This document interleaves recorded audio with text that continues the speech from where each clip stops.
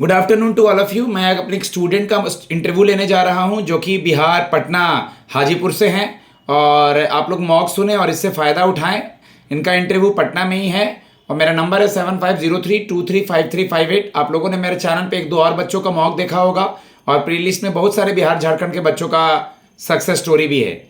मैं खुद वहाँ से हूँ। आप मुझसे जुड़िए, किसी तरह के कोई भी क्वेश्चन हो मैं आपका हेल्प करूँगा। ओके।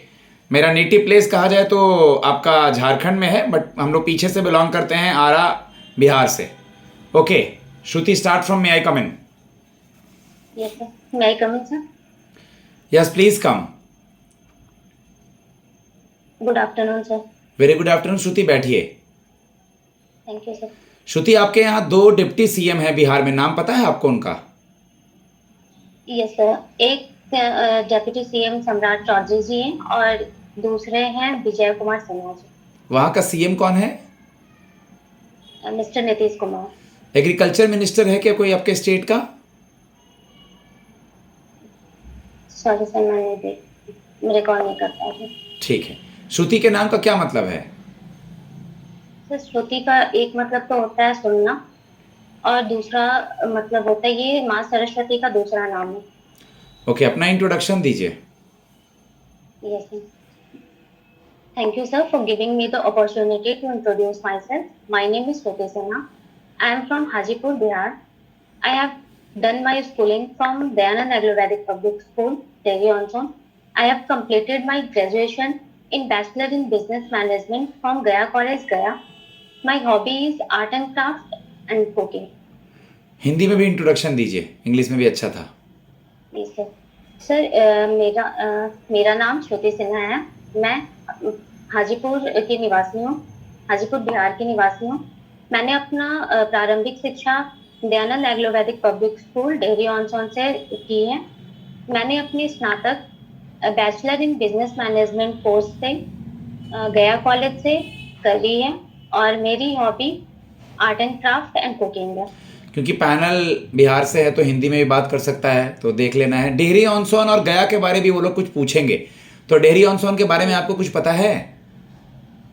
सर, डेहरी ऑन सोन में सर वहाँ की फेमस जैसे सोन नदी जो कि सबसे लॉन्गेस्ट, ये उस पे जो ब्रिज है वो सबसे लॉन्गेस्ट है। क्या नाम है उस ब्रिज का? और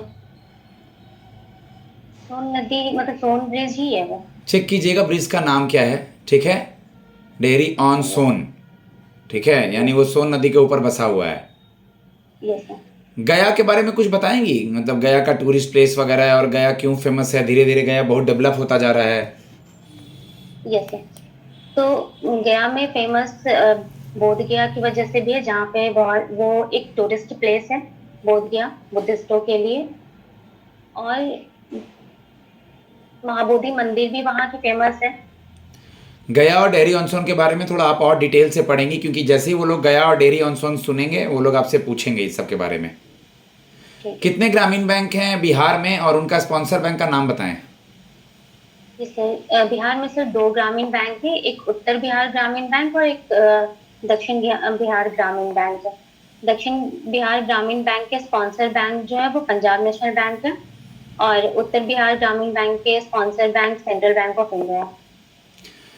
ओके श्रुति, आप मुझे ये बता दीजिए कि अगर मैं आपसे ये पूछूं कि आरआरबी में हम आपकी पोस्टिंग मान लीजिए भागलपुर या मुजफ्फरपुर या बहुत दूर उधर नेपाल बॉर्डर पे, बिहार नेपाल बॉर्डर पे कर देते हैं, तो आप कैसे मैनेज करेंगी एज ए गर्ल? सर, जैसा कि मैंने मतलब बिहार में रहकर भी मैंने बहुत सारे सिटीज़ में रहे हैं। मैंने अपनी स्कूलिंग दूसरी जगह से किया है, मैंने अपनी ग्रेजुएशन भी दूसरी जगह से किया है, तो मुझे रहने में कोई प्रॉब्लम नहीं होगी। और जैसा कि यहाँ की कल्चर से मैं अच्छे से रूबरू हूँ, तो वो चीज़ भी मुझे हेल्प करेगी वहाँ रहने में, कहीं भी पोस्टिंग होती है तो। अगर फर्दर कुछ दिक्कतें आती हैं तो मैं अपने कलीग से हेल्प लेने की कोशिश करूँगी। ओके श्रुति, ई नैम क्या होता है? Electronic national agricultural market. Yes sir, eNAM stand for electronic national agriculture market. Sir, ये एक ऑनलाइन प्लेटफॉर्म होती है, इसको गवर्नमेंट ऑफ इंडिया के द्वारा लॉन्च की गई थी 2016 में। इसकी एम है ये फार्मर को एक ट्रांसपेरेंट, इफिशिएंट और एक कम्पिटिटिव प्लेटफॉर्म प्रोवाइड करती है, जहाँ पे फार्मर्स जो होते हैं वो अपने प्रोड्यूस को सेल कर पाते हैं। और इनकी क्वालिटी की टेस्टिंग भी वहाँ पे हो जाती है, जिससे कि फार्मर्स को एक अच्छे प्रोडक्ट भी मिलते हैं, प्रोडक्ट वो सेल कर पाते हैं और बायर्स को भी एक अच्छे प्रोडक्ट मिलते हैं और ये ऑनलाइन सेल कर पाते हैं इजीली। ओके, कैश क्रॉप क्या होता है? तो कैश क्रॉप सर वो क्रॉप होते हैं जो जिसे बेसिकली बिजनेस पर्पज से उगाए जाते हैं और ये लार्ज क्वांटिटी में ग्रो किए जाते हैं।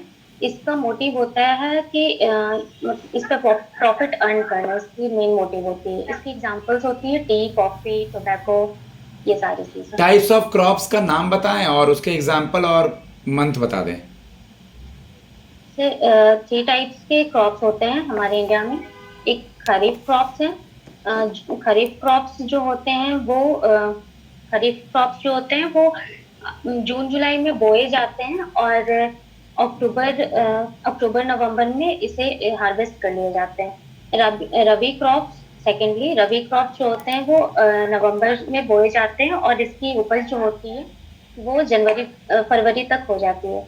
और एक जायद क्रॉप होते हैं, ये बेसिकली समर्स में होते हैं। इसमें जितने भी वाटर रिलेटेड फ्रूट्स होते हैं जैसे मस्क मेलन, कोकुम्बर, वाटरमेलन, ये सारे फ्रूट्स जायद क्रॉप के एग्जांपल्स हैं जो कि गर्मियों के दिनों में होते हैं।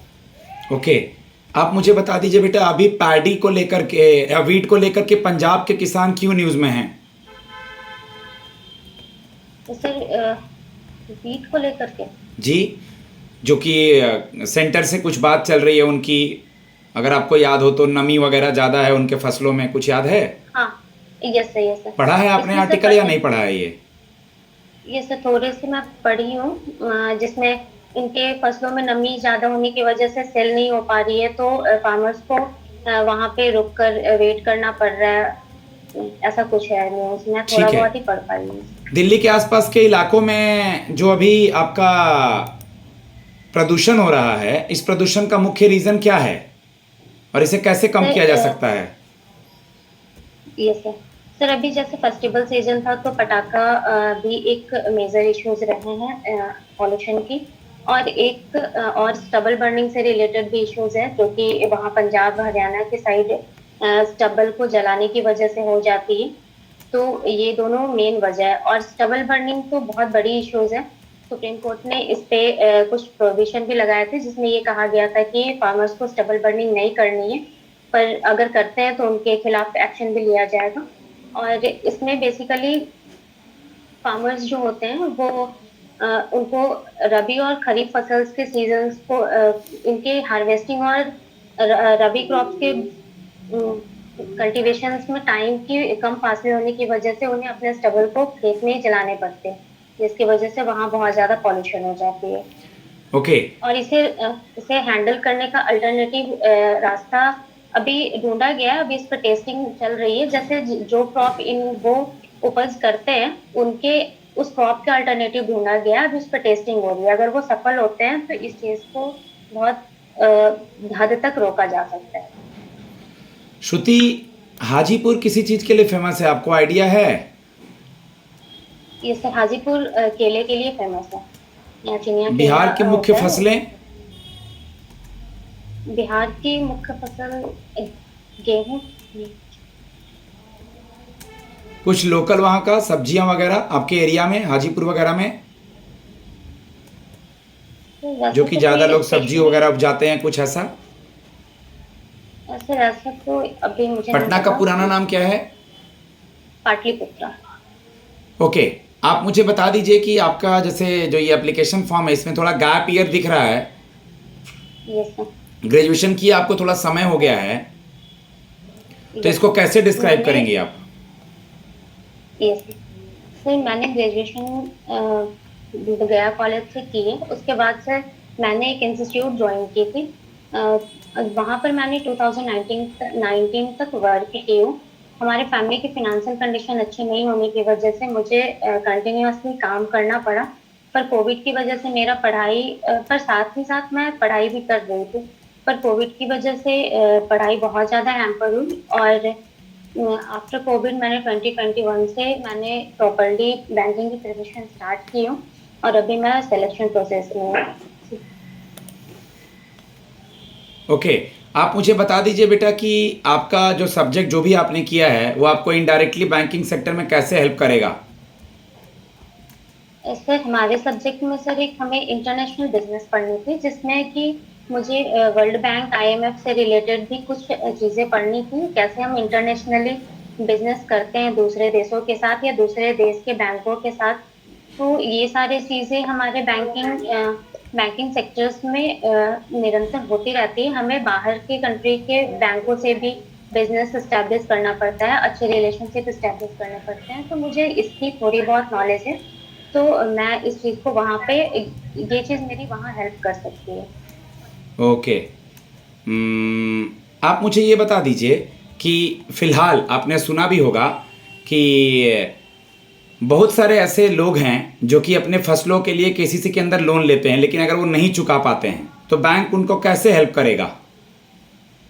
सर इसमें बैंक उन्हें हेल्प करते हैं, जैसे केसीसी किसान क्रेडिट कार्ड होती है, इसमें किसानों को एक कुछ रकम की क्रेडिट प्रोवाइड की जाती है, ताकि किसानों की बेसिक जो ज़रूरत है उनके फसलों के लिए, एग्रीकल्चर रिलेटेड जो भी ज़रूरत है उन्हें पूरा कर किया जा सके। तो इसमें जो जैसे कि नाबार्ड हो गई या फिर ये एग्रीकल्चर चलिए वाले जो नाबार्ड के हैं बारे में वो बताइए मुझे, national bank for agriculture and rural development, NABARD के बारे में नाबार्ड बताइए। Sir, NABARD national bank for agriculture and rural development इसकी फुल फॉर्म है। तो ये इसकी स्टैब्लिशमेंट 1982 में की गई थी, जो कि हमारे पीएम श्रीमती इंदिरा गांधी जी के द्वारा की गई थी। बेसिकली नाबार्ड की स्टैब्लिशमेंट की गई थी ताकि एग्रीकल्चर या रूरल एरियाज में उन्हें डेवलपमेंट करने के लिए बेसिकली नाबार्ड की स्टैब्लिशमेंट की गई थी।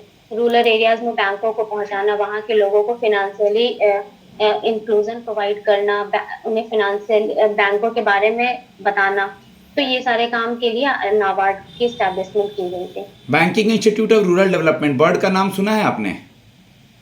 जैसे बर्ड की नाम, यस सर सुना है। बर्ड के बारे में कुछ बताइए मुझे।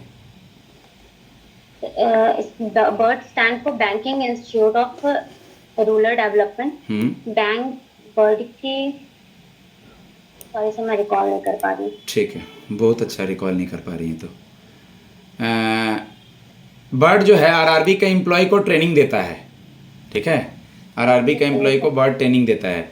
चलिए, भारतीय रिजर्व बैंक ऑफ इंडिया के गवर्नर कौन है। आरबीआई के गवर्नर श्री शक्तिकांत दास जी हैं। ओके, अभी नए जो बने हैं वो संजीव खन्ना हैं। संजीव खन्ना के बाद कोई एक लेडी बनने वाली है chief justice of India, CJI. Yes sir, ये ऑनरेबल जस्टिस बीवी नागरत्नम जी। ओके, आपने डेफिनेशन सुना है रिवर्स रेपो रेट का। रिवर्स रेपो रेट क्या होता है। Yes sir, reverse repo rate सुना है सर। बताइए। सर रिवर्स रेपो रेट में बैंक जो है वो अपने सरप्लस मनी को आरबीआई के पास रखती है, और इसके बदले में आरबीआई जो इंटरेस्ट देती है उसे रिवर्स रेपो रेट बोलते हैं। और अभी रिवर्स रेपो रेट की परसेंटेज 3.35% है। किस बैंक में आपका अकाउंट है। तो बैंक ऑफ बड़ौदा में। बैंक ऑफ बड़ौदा में, ठीक है। मैं अपनी स्टूडेंट को फीडबैक देता हूँ गाइस, और आप लोग मुझसे कांटेक्ट कर सकते हैं 7503235358 पे। एक क्वेश्चन मैं श्रुति से और पूछ लूँ। इन्होंने बताया था बैंक ऑफ बड़ौदा में इनका अकाउंट है, तो इसका टैगलाइन क्या है और इसका लोगो क्या है। तो इसकी टैगलाइन है इंडियाज इंटरनेशनल बैंक, ठीक है, और इसकी लोगो है उगता हुआ सूरज, उगता हुआ सूरज, बड़ौदा सन। गाइज आप मुझसे कनेक्ट कीजिए। बिहार के बच्चे इजीली कनेक्ट होते हैं मुझसे, क्योंकि मैं वहाँ से वाकिफ़ हूँ। मेरा आपका घर वहाँ है, मेरा रूट्स वहाँ से जुड़ा है, और बहुत सारे लोग मुझे मैसेज करते हैं, और बहुत सारे लोग अभी इंटरव्यू में हैं भी। ओके, आप बिहार से हों या झारखंड से हों, किसी तरह का कोई सिचुएशनल क्वेश्चन हो, मेरा नंबर सब जगह अवेलेबल है। आप देखिए, सुपर 50 बाहर से अलग इसलिए है क्योंकि यहाँ 101 स्टूडेंट को ध्यान दिया जाता है। अगर नॉर्थ इंडियन चैनल पे इतने सारे साउथ इंडियंस हैं, यानी मैंने उनको कुछ दे रहा हूँ, तभी वो मेरे पास हैं। ओके, थैंक्स अ लॉट, धन्यवाद।